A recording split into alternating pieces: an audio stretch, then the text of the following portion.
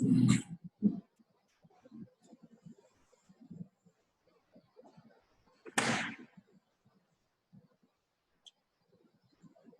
morning, my dear students. Hope you are all doing very well and keeping your health in good condition. Don't move around outside unnecessarily. You may be caught by the viruses.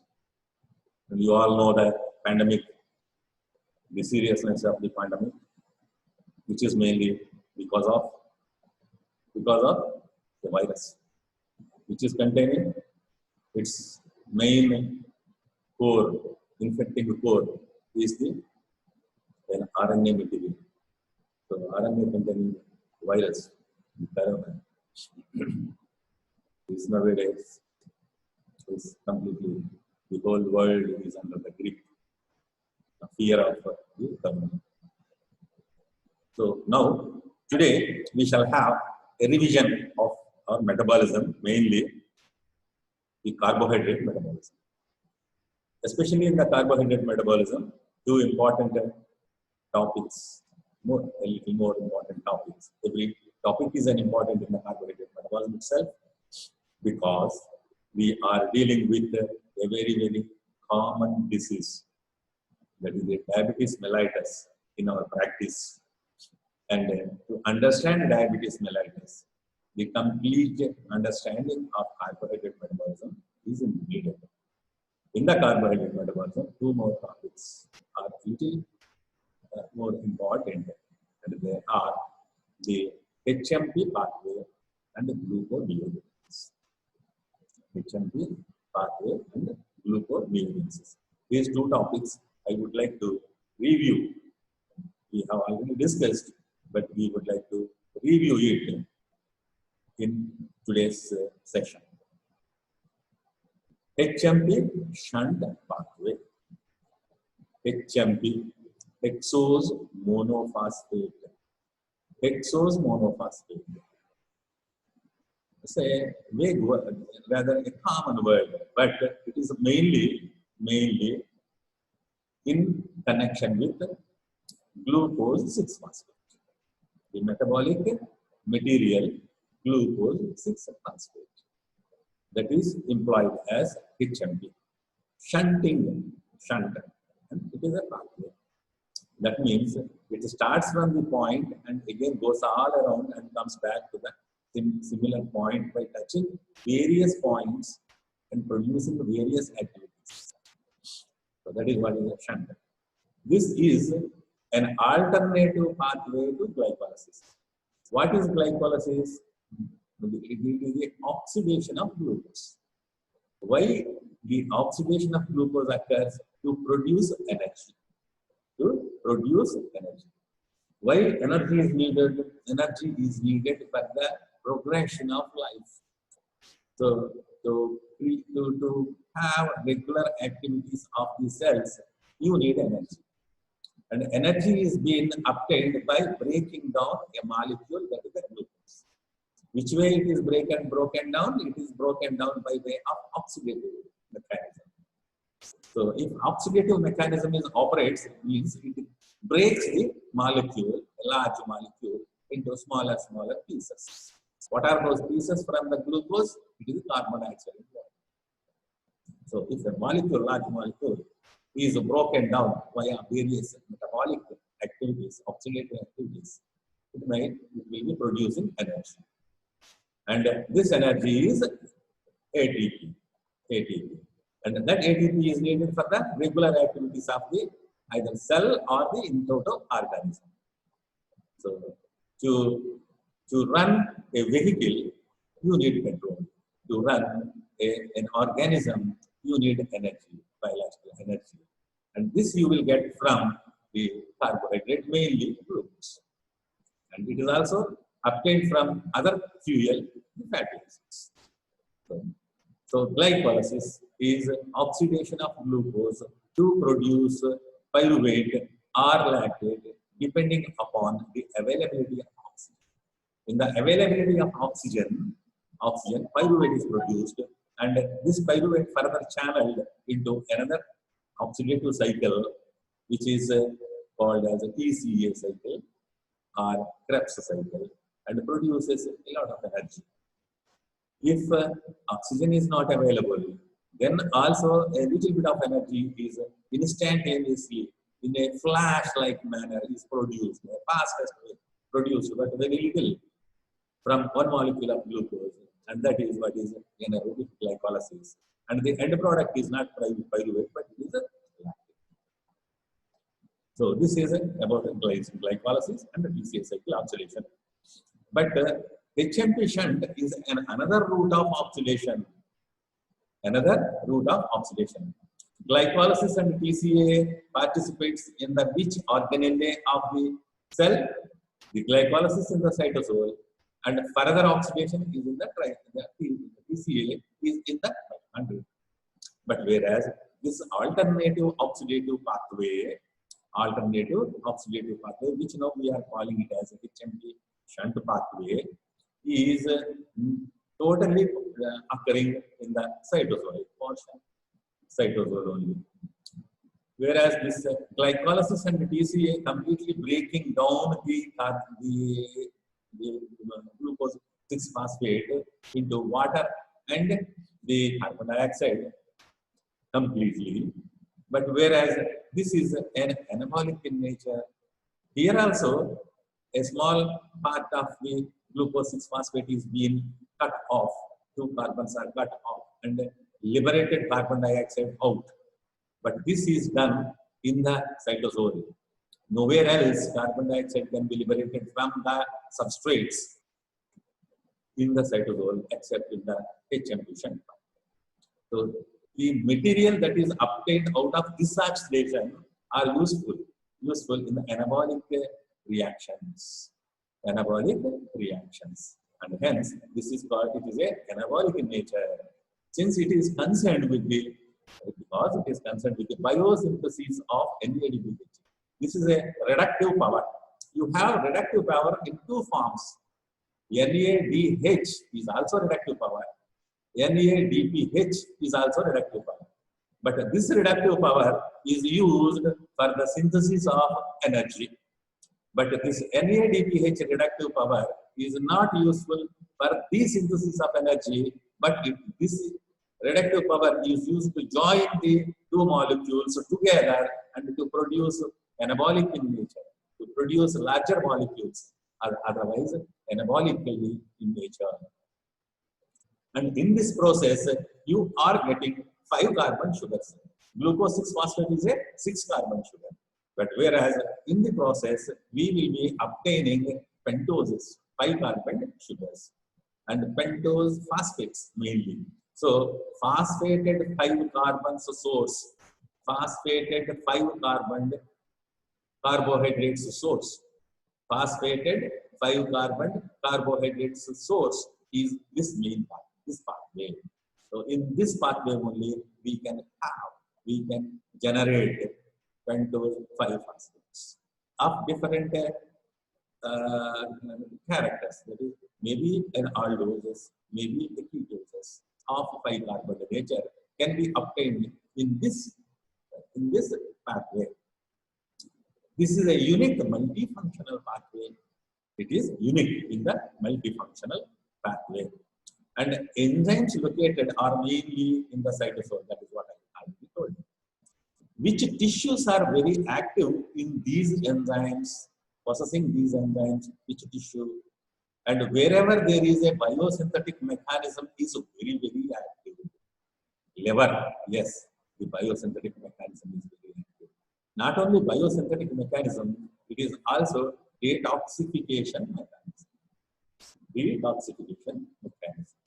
There also it is active.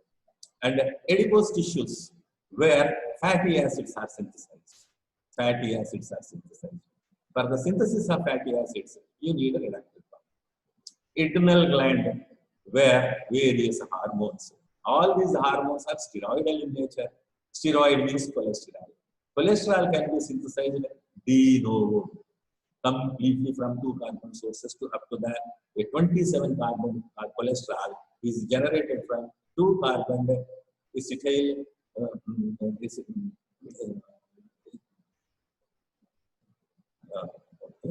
coenzyme A. Acetyl-CoA, completely synthesized from acetyl-CoA. So, two molecules of active, two carbon active molecule, that is acetyl-CoA, joins again, and 30 carbons up to the level. They join and again reduced back to 27 and produces a cholesterol. So, from the cholesterol, you get the steroidal hormones. Sterol is cholesterol. From the cholesterol, various hormones that are being synthesized are all called as steroidal hormones. So, majority of them are being synthesized in the adrenal gland, glucocorticoids, mineralocorticoids, and sex hormones. All of them are adrenal, in the adrenal cortex. They are generated. In the erythrocytes where hemoglobin is present, carries oxygen. And hence, there must be a protective mechanism to antioxidant capability.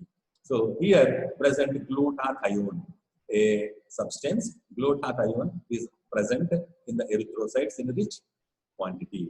And this must be there to protect the erythrocytes from the oxidative attack. Similarly, test is another steroidal hormone producing and lactating mammary gland, where the synthesis of fatty acids, synthesis of the lactose, a synthetic mechanism is there where the NADPHs are needed, and hence these tissues are richly having HMP shunt pathway mechanism. What are the other names? There are other names for it. HMP shunt pathway. Here, another substance, phosphogluconate, is produced, and hence phosphogluconate pathway. As there are 5 carbon sugars are produced, this is also called a pentose cycle. This is a HMP, or otherwise hexose monophosphate pathway or shunt pathway, because it is starting from glucose 6-phosphate monophosphate. And the main people who discovered most of these parts in the metabolic pathway are the scientists Warburg, Dickens, Lippmann, and hence Warburg, Dickens, Lippmann pathway. So this is the nomenclature. And where from it is starting, as we said, glucose 6-phosphate. So what is the fate of glucose 6-phosphate? Glucose 6-phosphate, we all know from glucose to glucose 6-phosphate, we can upgrade it.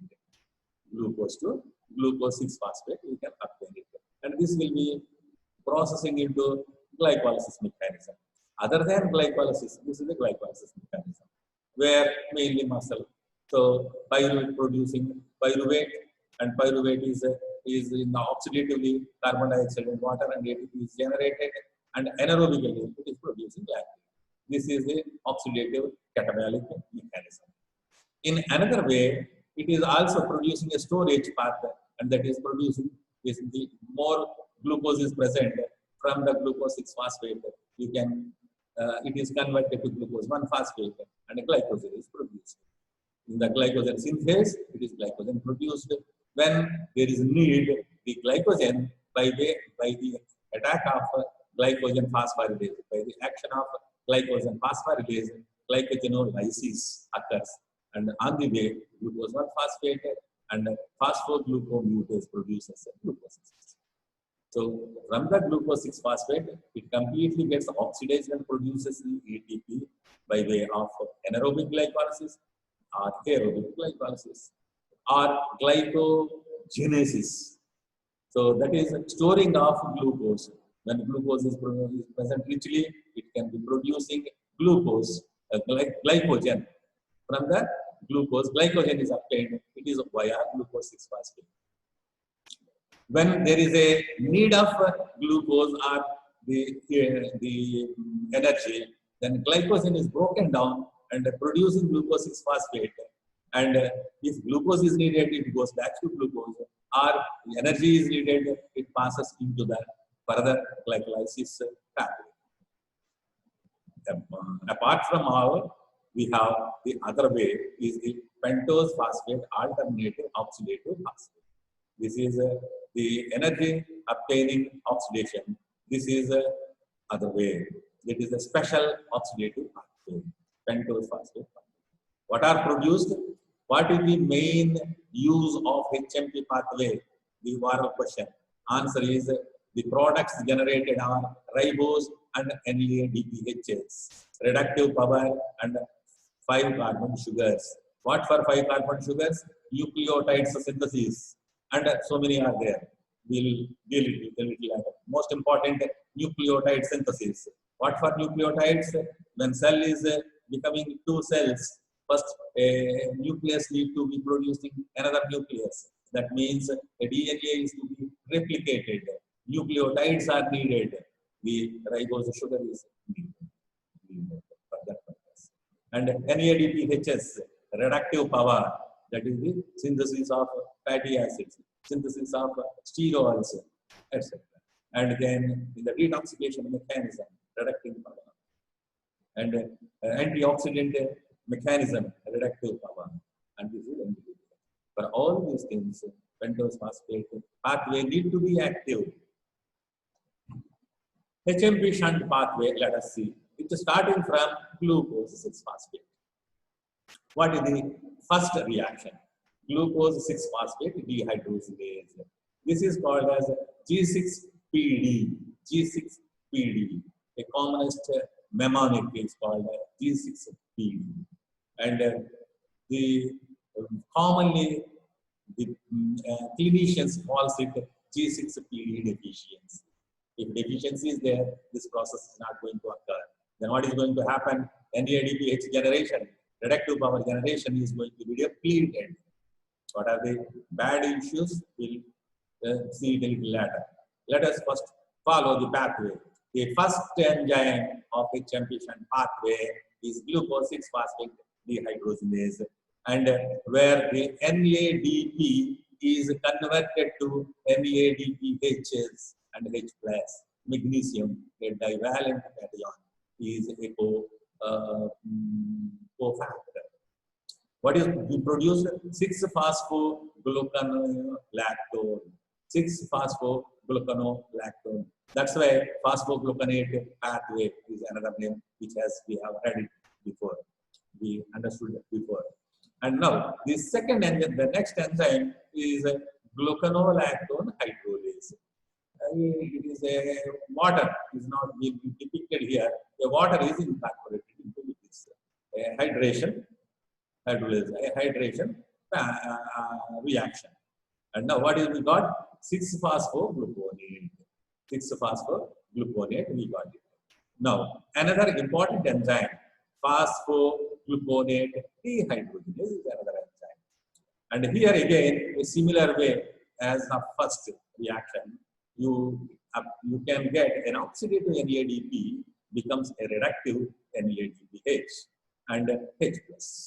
Along with this, what is the specialty is a carbon dioxide is released in the cytosol. Cytosolic portion, no reactions liberates carbon dioxide out of it, except phosphogluconate dehydrogenase reaction liberates carbon dioxide, and that too happening in the HMP shunt pathway. The carbon dioxide is liberated in the cytosol, in the substrate level. Is this is the example. And now what is obtained is ribulose 5-phosphate. Ribulose 5-phosphate. Ribulose is a 5-carbon ketone. A 5-carbon ketone 5-phosphate is obtained. Up to here, this is an oxidative effect and an oxidant part of this pathway. So oxidative part of this pathway. Here afterwards, non-oxidative parts we will see. So one, ribulose 5-phosphate. See now here afterwards you imagine 3 molecules. That means 3 parallelly reactions you imagine it now. So one, ribulose 5-phosphate, molecule 1, molecule 2, and molecule 3. One molecule gets attacked by or otherwise acted upon by isomerase enzyme and producing ribulose 5-phosphate is acted upon by isomerase. Isomerase means, I told you in the class, active classes, that here the functional group will be changed. Here it is a ketose, it becomes an aldose. And hence it is called as ribose 5-phosphate. Ribulose is a ketose, ribose is an aldose. Ribose 5-phosphate is obtained. So in one molecule, ribose is obtained. In another two molecules, both of them are acted upon by epimerization. What is epimerization? Those molecules which are differing the orientation at one particular carbon, which is not a functional group. And here, the ribulose, which is a ketose, but the same ketose is going to be converted to another type of ketose, that is xylulose. Here is one xylulose, one ribulose molecule, epimerase action, one xylulose 5-phosphate. The same epimerase on another ribulose 5-phosphate. Please look at this point. Another xylulose 5-phosphate. So two ribulose 5-phosphates. Here is one xylulose 5-phosphate. Here is another xylulose 5-phosphate. That means two epimerization reactions. So now we'll pass on in the forward direction. So one ketose, one aldose, both of them which are being produced from the ribulose, they are combining together, and the enzyme participating here, trans-ketolase. The most important thing to be remembered regarding trans-ketolase, this is having a coenzyme TPP, thiamine pyrophosphate. Again, thiamine pyrophosphate. Thiamine, what is thiamine? It is a B complex group. The first one of the B complex group, B1, is thiamine. Its coenzyme form is thiamine pyrophosphate. This coenzyme form participates always with, one is trans-ketolase, another is pyruvate dehydrogenase or alpha ketoglutarate dehydrogenase, which I have been told you in the classes, theory classes, active theory classes. And now, what is this capability? It can take out two carbon portion from any molecule and adds it to the another one. So now, what it does is, it takes up, what is that? This is a xylulose 5-phosphate. Xylulose is a ketone. See the top CH2OH and the CO. Both the two carbons are being cut off from this and added to this ribulose 5-phosphate, and hence this becomes 7-carbon sugar with the ketone part of it on the top. So this is pseudoheptulose 7-phosphate, 7-ketose carbohydrate. And then this ribulose in turn, what has happened? It lost its top, here, xylulose, it lost its ketone and the top carbon, and hence the bottom three carbons with the phosphate, glyceraldehyde 3. So 2 carbons are cut off from here and added to it, it's lost it, and 3 carbon glyceraldehyde 3-phosphate, it gained 2 carbons, and with ketone group pseudoheptulose 7-phosphate. And now, next, the same 2 molecules are acted upon by another enzyme called as trans-aldolase. Trans-aldolase is having the capability to cut the molecule, 3-carbon molecule on the top. So this is a dihydroxyacetone portion of the top of the 7-carbon. So 7 out of the 7 carbons, 3 carbons are cut of the top ones and added to this one. So this is glyceraldehyde 3-phosphate, and this is added to this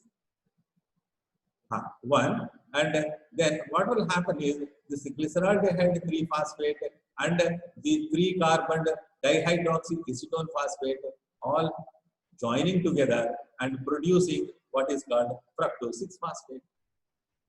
And after losing the 3 carbons from this, only 4 carbons are there. Erythrose 4-phosphate. Erythrose 4-phosphate.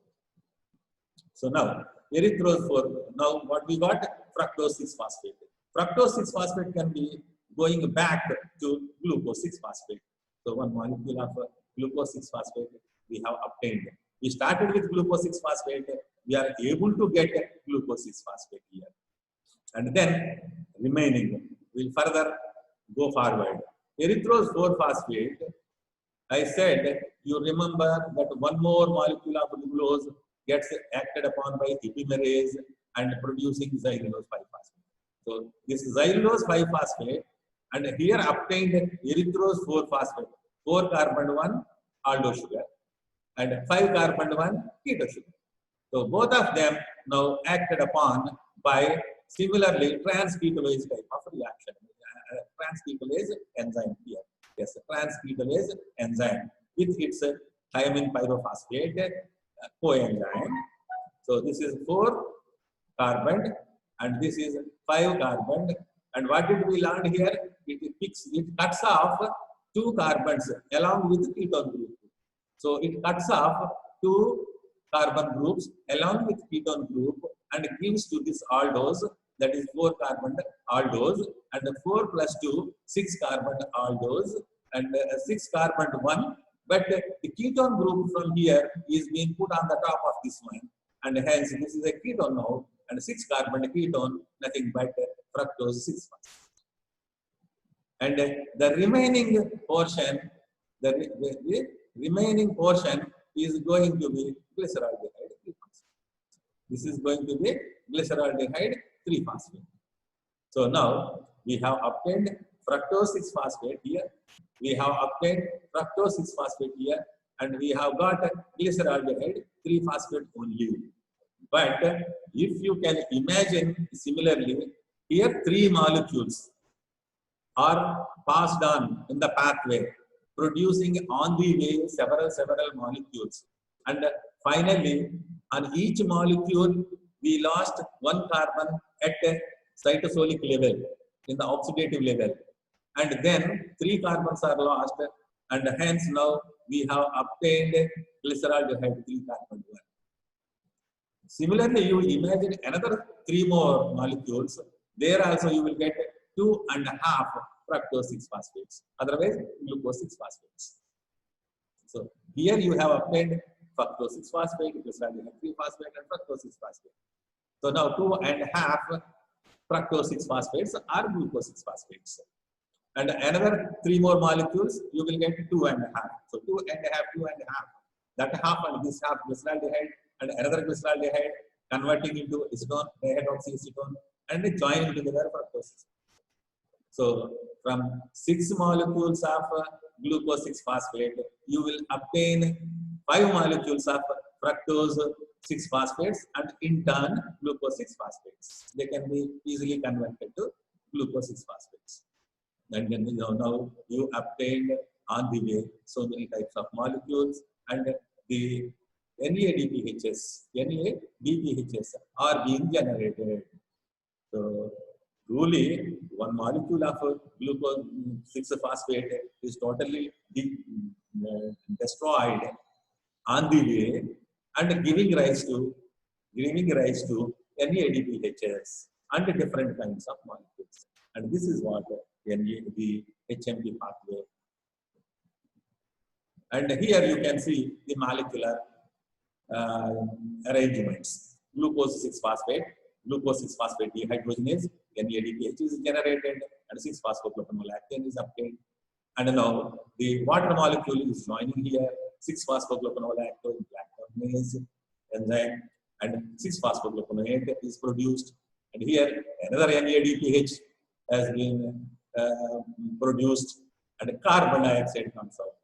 So from every molecule, 1 carbon dioxide goes out. From 6 molecules, 6 carbons goes out. And what we got obtained in the last, I said, is the 5 molecules of glucose 6-phosphates. And now, here up to here, these 3 enzymes are oxidative in nature, and from here they are non-oxidative in nature. Non-oxidative in nature. And this is the non-oxidative phase, and previous one is an oxidative phase.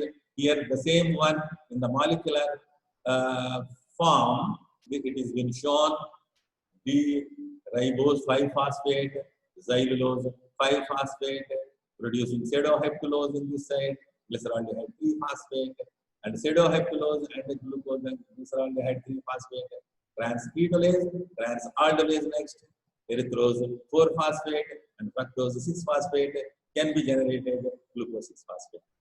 And erythrose 4-phosphate and one more molecule of xylulose 5-phosphate and produced another fructose 6-phosphate and glyceraldehyde 3-phosphate.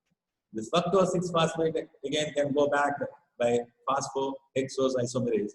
By way of that, you can produce from here you can get glucose 6-phosphates and a half molecule of glucose, that is glyceraldehyde 3-phosphate. And 3 more molecules imagine on the other side, 1 more glyceraldehyde will be obtained, and that is converted to dihydroxyacetone phosphate without any difficulty. And both of them condensed together, you get fructose 6-phosphate and again glucose 6-phosphate. So this is the theme of the oxidative, non-oxidative phases. And from 6 glucose 6-phosphates, 5 glucose 6-phosphates are finally remains and NADPHs are generated.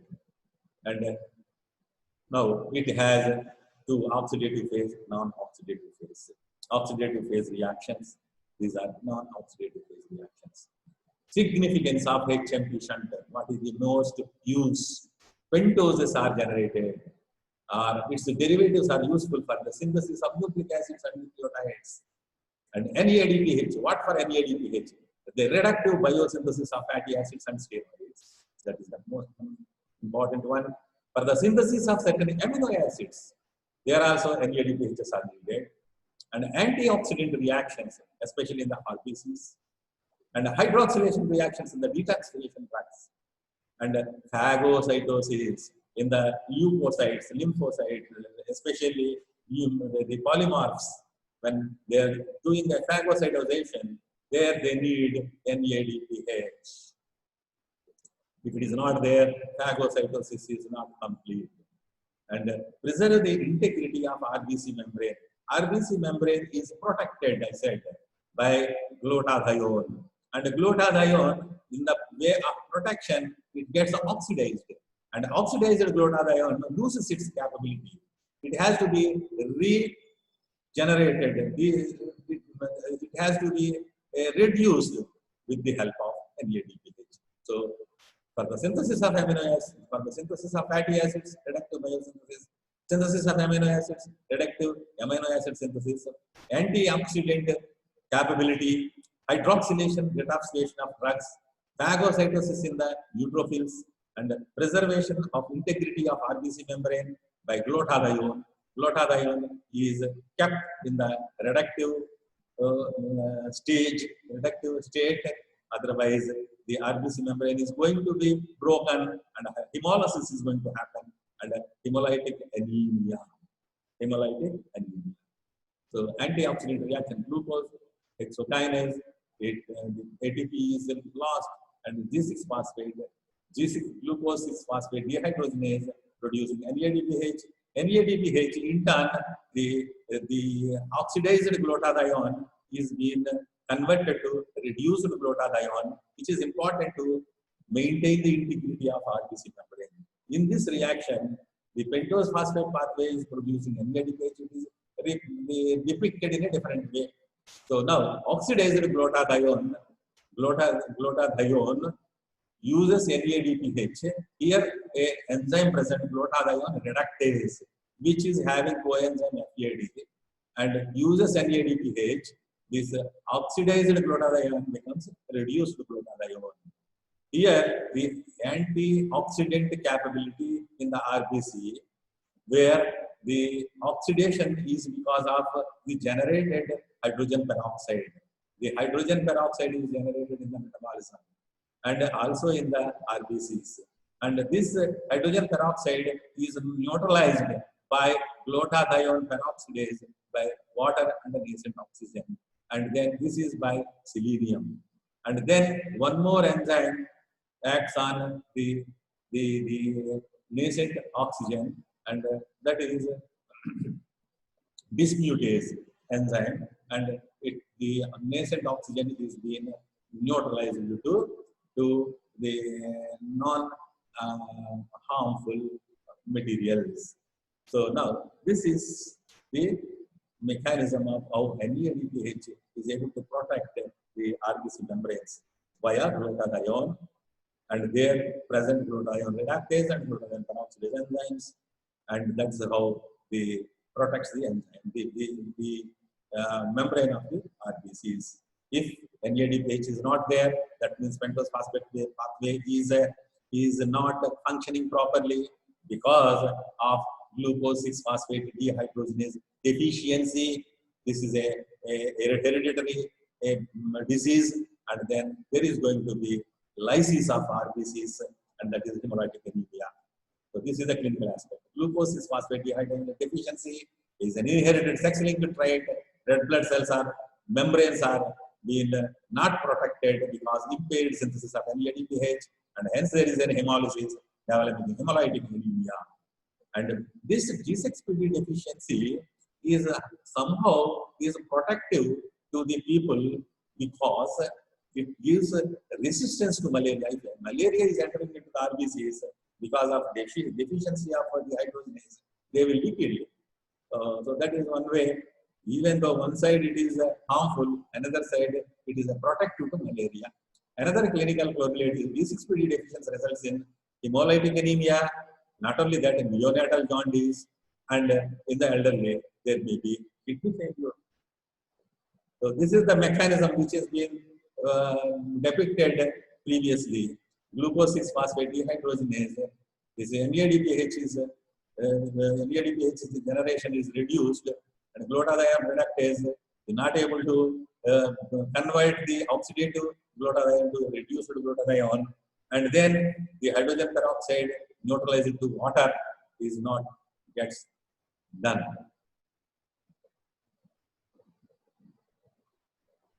Metabolic significance of HMP shunt. It is the only source of phosphorylated pentoses which used for the synthesis of. And this is all this time we are talking about two important things generated in the HMP pathway. What are they? NADPHs, and the significance of NADPHs all this time we have discussed.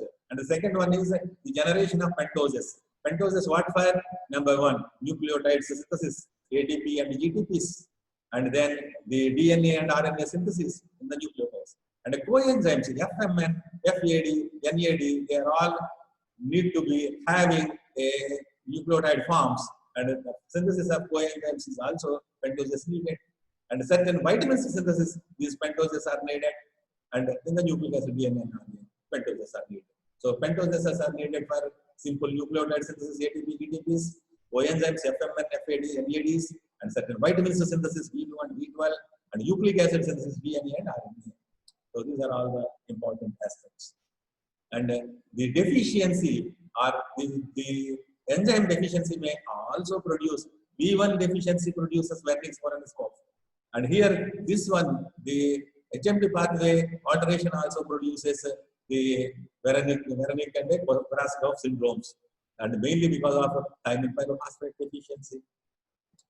And what is this? Characterized by amnesia, forgetfulness, creation of new memories, resulting in confusion, apathy. It looks vague way. Both of these diseases are caused by vitamin B1 deficiencies. Korsakoff and Wernicke's, both of them. Simultaneous occurrence makes it a Wernicke and a Korsakoff disease. And another one, fava beans, especially the G6PD deficiency is there already. It is a minor, that is it is not severe, but it is a minor way. So now homozygosity and heterozygosity, heterozygous deficiency. So fava beans are the beans which are being available especially in the Mediterranean area, including Arab countries. And this is a very, very delicious seeds which can be eaten just like our area. we eat maize and we eat groundnuts. Like that, they eat fava beans. If fava beans are taken in a larger concentration, they have oxidant material.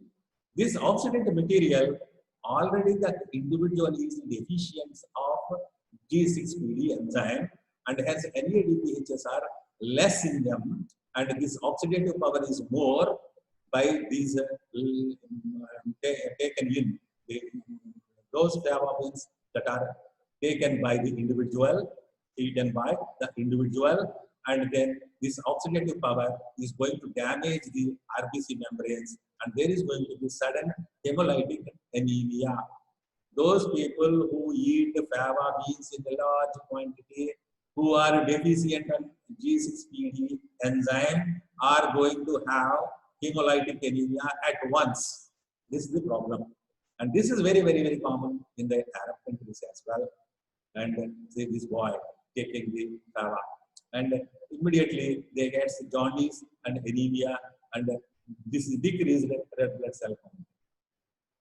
This I used to identify very many number of children, and we used to treat in a group when I was worked in Kingdom of Saudi Arabia for some time.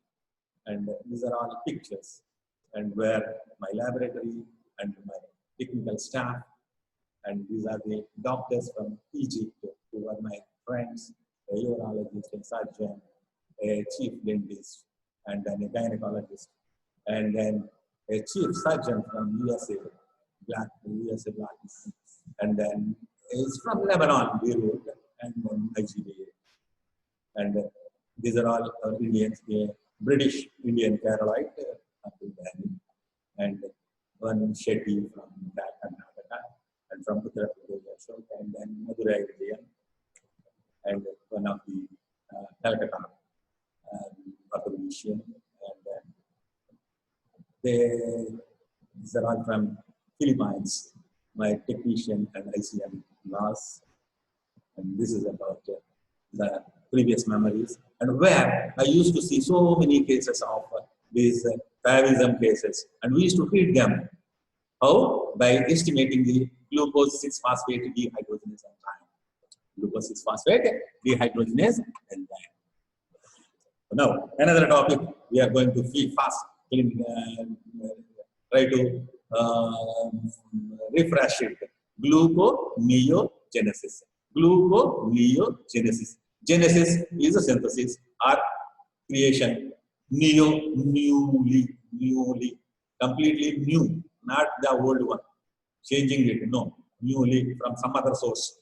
And glucose newly producing. Gluconeogenesis. Right.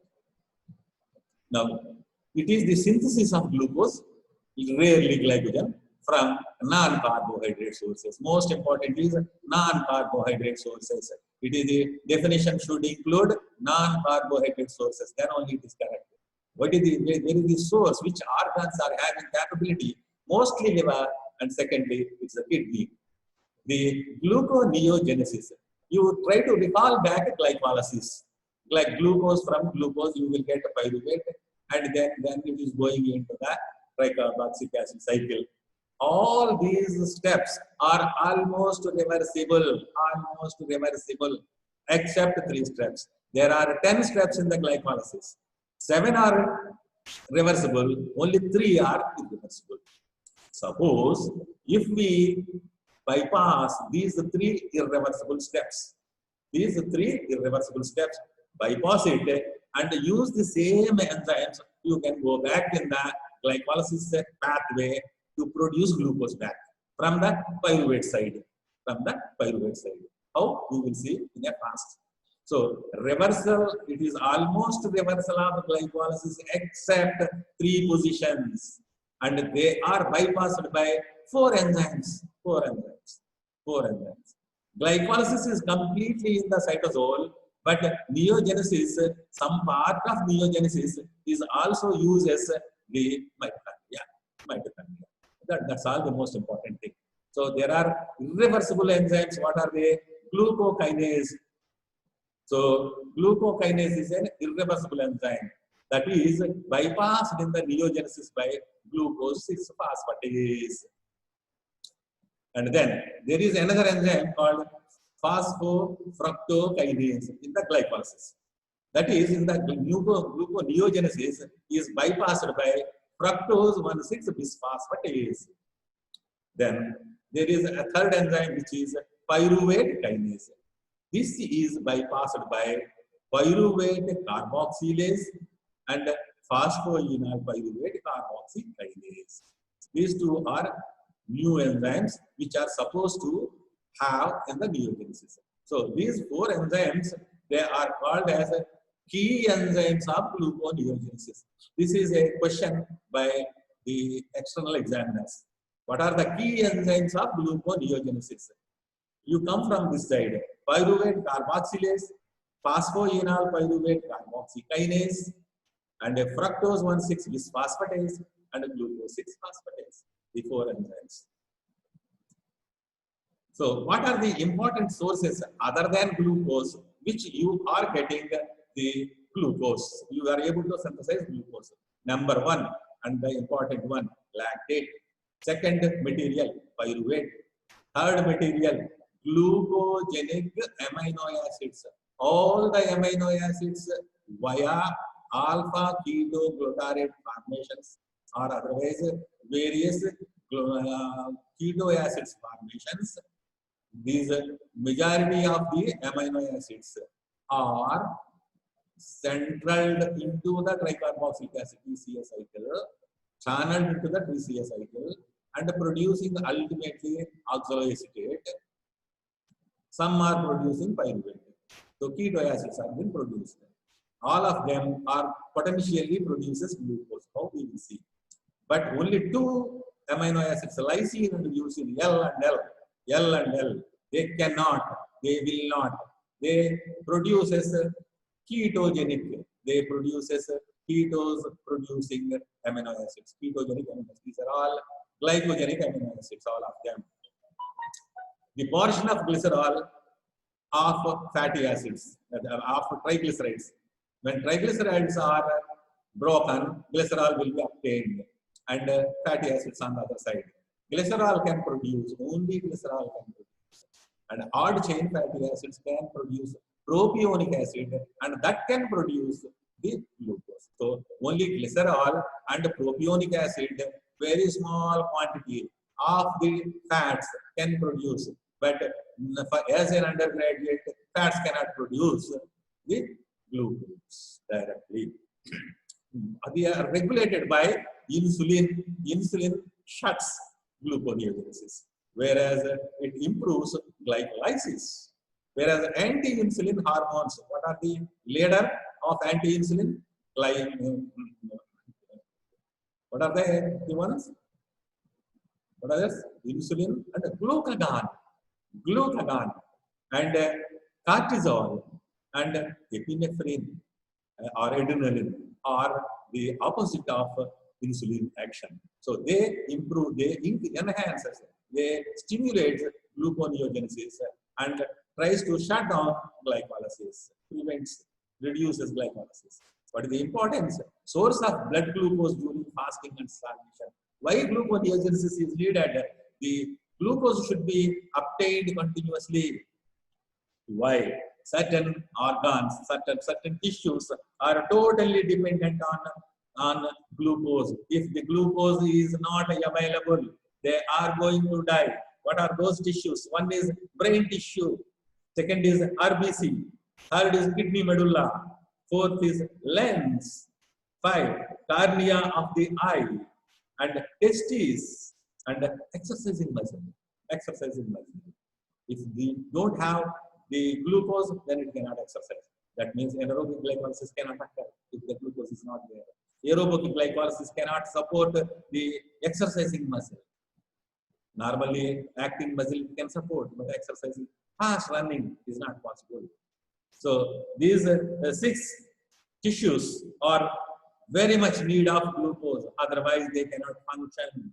Especially brain and RBCs, totally dependent on RBC, glucose for their energy source. So now you need to convert other materials into the glucose where there is a fasting or starvation, no food is entering into the body. So now entry of glucogenic amino acids, how they are entering into the alanine, cysteine, glycine, serine, threonine, tryptophan entering as pyruvate. The isoleucine, leucine, and part of tryptophan going into acetyl-CoA. That means these are the ketogenic ones. And other glucogenic ones are asparagine, aspartate is entering at the oxaloacetate level, aspartate phenylalanine tyrosine at a fumarate level, isoleucine, methionine, threonine, valine at the succinyl level, and arginine, glutamine, histidine, choline at the alpha-ketoglutamine. All of them channel their carbon skeletons into the TCA cycle, and ultimately they have the potential to produce oxaloacetate. Why? We'll see it here now. So now from glucose 6-phosphate to and then pyruvate, and once pyruvate is generated from neogenic amino acids or from the lactate, then the pyruvate need to produce directly oxaloacetate, which is not a normal mechanism. Pyruvate will be acted upon normally by pyruvate dehydrogenase, and acetyl-CoA is produced. Acetyl-CoA is going and joining with existing oxaloacetate produces citrate is a normal catabolic pathway. Now neogenesis, the pyruvate need to be, if lactate is there, with the help of lactate dehydrogenate, it produces pyruvate. Or from the amino acids, it produces pyruvate. And this pyruvate is acted upon by pyruvate carboxylase and produces oxaloacetate. Now, oxaloacetate is produced in the mitochondria. Pyruvate in the cytosol enters into the mitochondria. There the action occurs. And this one, pyruvate carboxylase, is a biotin-dependent enzyme. Biotin-dependent enzyme. And oxaloacetate then is converted back into malate, and malate can be able to leave the mitochondria and goes out. The other amino acids, whether they are producing alpha-ketoglutarate or succinyl-CoA, propium, fumarate, or malate, or oxaloacetate, all of them are channeled into oxaloacetate, and that oxaloacetate will be these are all will be stopping at the level of malate, and this malate goes out. The oxaloacetate will be also coming back to malate, and all the malate will go out, and here it is again converted to oxaloacetate. That is what we will see in the next. So the most important one, the pyruvate carboxylase. Pyruvate carboxylase is a biotin-dependent enzyme. It needs carbon dioxide incorporation into the molecule, and carbon dioxide is occurring via the bicarbonate dissolved in the blood. So now the energy is needed, and then pyruvate carboxylase becomes oxaloacetate. This oxaloacetate need to be converted to phosphoenol pyruvate, but the oxaloacetate which is converted in the inside the mitochondria comes out, and then comes out, and then there is the cytosolic malate dehydrogenase, which will be converting the malate into oxaloacetate. This is the cytosolic oxaloacetate. Here, this reaction is in the mitochondria, and then the oxaloacetate is going back to the malate in the mitochondria. Malate leaves out the mitochondria, and here another malate dehydrogenase in the cytosol converts to oxaloacetate, and that is the oxaloacetate. Here, another enzyme, phosphoenol pyruvate carboxykinase, is the PEP otherwise. And here it uses GTP as energy source, and whatever the carbon dioxide is entered here, again carbon dioxide is released. But what is happening? The pyruvate, which cannot be converted back to phosphoenol pyruvate, is able to be produced by going around the mitochondria and coming out into the cytosol, and is synthesizing phosphoenol pyruvate. It is going back in the same glycolysis reactions, and at the level of this phosphoglycerate, phosphoglycerate kinase, you need is a spontaneous reaction but need ATP. So you need ATP here, ATP here, ATP here, 3 ATP molecules. But what you got is glyceraldehyde 3-phosphate, that is half of the glucose. And hence, you need to have another reaction similarly, another half, and 6 ATP molecules finally is producing a what is that? Here, fructose 1,6 bisphosphate. Here comes the enzyme 3, that is fructose bisphosphatase 1,6 bisphosphatase. Bisphosphatase enzyme. This is fructose 1,6 bisphosphatase. It is going back to glucose 6-phosphate, and then finally here comes glucose 6-phosphate dehydrogenase, the last enzyme, and the glucose is obtained. This glucose 6-phosphatase enzyme present only in the liver, not present in the muscle, and hence there the muscle cannot produce from the glucose 6-phosphate to glucose, and hence it cannot release it into the blood. Only liver can release the glucose 6-phosphate, converting back into the glucose, and it can share the glucose into the blood, and now blood can go to various places like brain, RBC, etc. This is the main theme. And then energy requirement we have 6, and then key enzymes: pyruvate carboxylase, phosphoenol pyruvate carboxykinase, fructose 1,6 bisphosphatase, glucose 6-phosphatase. Again and again, you have to by heart these ones. They are the key enzymes. And then from the glucose to lactate, and from the lactate to glucose conversion, from the lactate to pyruvate and pyruvate to this is a neogenesis. This grossly invented by Corey and Corey couple, Carl Corey, Getty Corey, who are the Nobel laureates. And that's why this is called as a Corey's cycle. And now later on, it is also known now the glucose to alanine, and glucose to pyruvate, pyruvate to alanine, alanine coming back to liver and producing pyruvate and to glucose. And this is in the state of starvation. This is very active. In state of exercise, where lactate is produced, again producing glucose back by neogenesis, is Corey cycle. Whereas in the starvation, where there is no lactate of that much, but you need to have pyruvate from the various amino acids, and from the alanine, it is produced, sent back to the liver, and from the muscles, and the alanine, and going back to the liver, and producing glucose, and the neogenesis occurring from alanine to glucose, and sparing to the various organs. The hormonal regulation is the insulin is anti-neogenesis, whereas glucagon corticosteroids are including adrenaline. And these are the controls, and this is the chapter summary. And thank you. So this is about neogenesis. So HMP pathway and neogenesis are two important aspects. Unless you understand properly, you cannot understand the disease diabetes.